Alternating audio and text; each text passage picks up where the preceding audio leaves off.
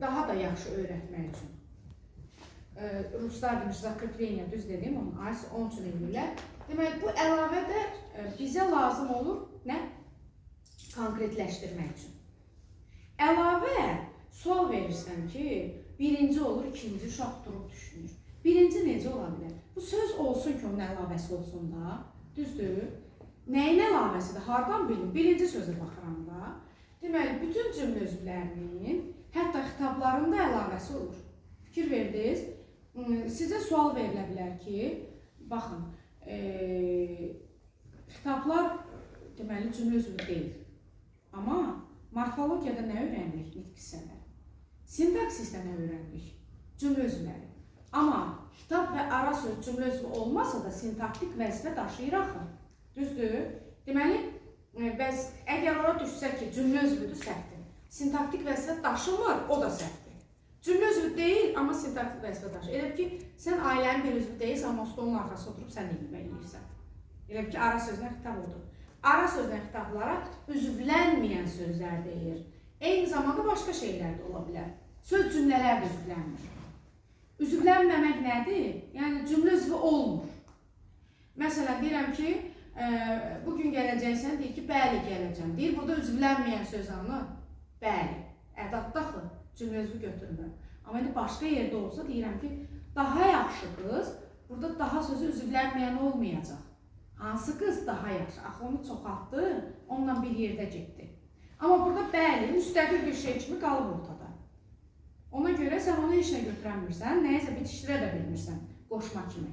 Ona görə o üzvlənməyən gedəcək orada. Başa düşdür? Vaxtınıza gələcəksən, əlbəttə, şübhəsiz, yəqin ki, bunlar artıq üzvlənməyən oldu. Aydın oldu? İndi bu əlavələrə keçək. Əlavələr bir də üzvlənməyənlərin içərisində xitablar da olur. Məsələn, bayaq dedim, qızlar və oğlanlar, bunlar oldu həmciz. Ay, mənim qızım, bu bizə də nə xitabdır? Mürəkkəb xitabdır. Deyirəm ki, Gülnar evimin yaraşıdır. Bu da xitabdır, amma Gülnarın əlavəsi evimin yaraşığıdır. Evimin yaraşığı Gülnarı konkretləşdirdi, artırdı. Aydın oldu.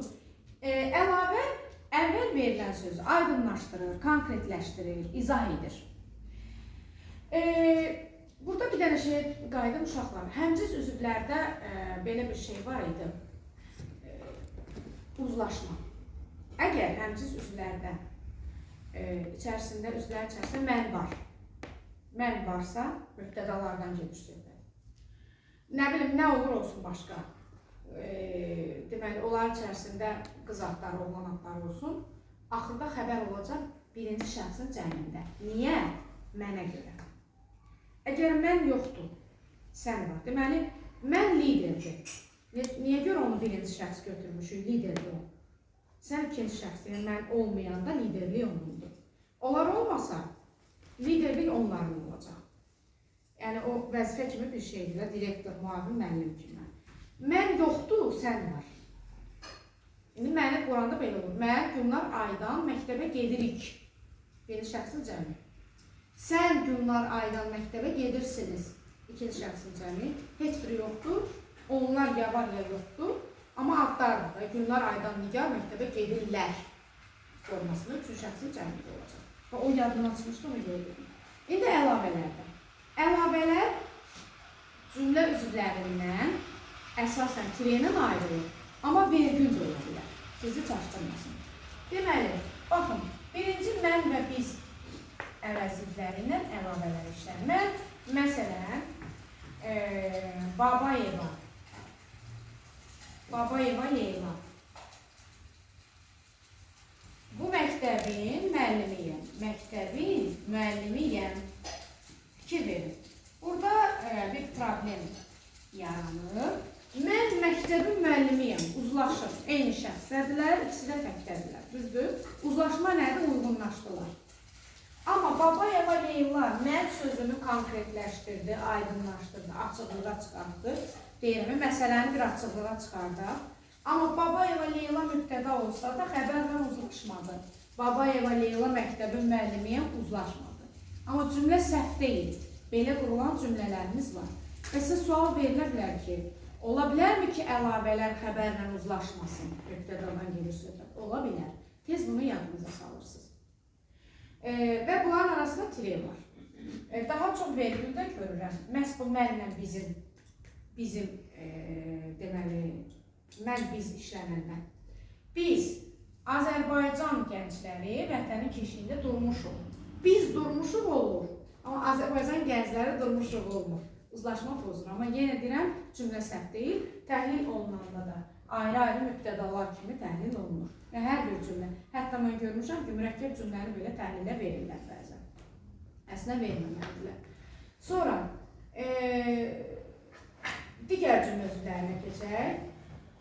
Mən şəhərdə, Bakıda yaşayıram, fikir verin. Harada? Şəhərdə, Bakıda. Zərflikdir, yer zərfliyidir. Şəhərdə deyəndə bilinmir, söhbət nədən gedir, Bakıda deyəndə aydınlaşdırır. Amma əlavələri siz həmcinslərdən ayırın. Həmcinslər eyni sözdərdir, bərabər hüquqludur, amma əlavə isə onu aydınlaşdırır. Həmcinslərdə belə xüsusiyyət yoxdur. Bir də həmcinslər arasında vergi qoyulur, əlavələrdə verginin işlənməsi çox azdır. O da bu hissələrdir. Qalanlarda tire görəcəksiniz. Bir də qarşımıza əlavəyə oxşar, daha doğrusu əlavədir, amma ayrılmayan formalar düşür. Məsələn, deməli, belə bir cümlə ola bilər. Mən şəhərdə, Bakıda yaşayarkən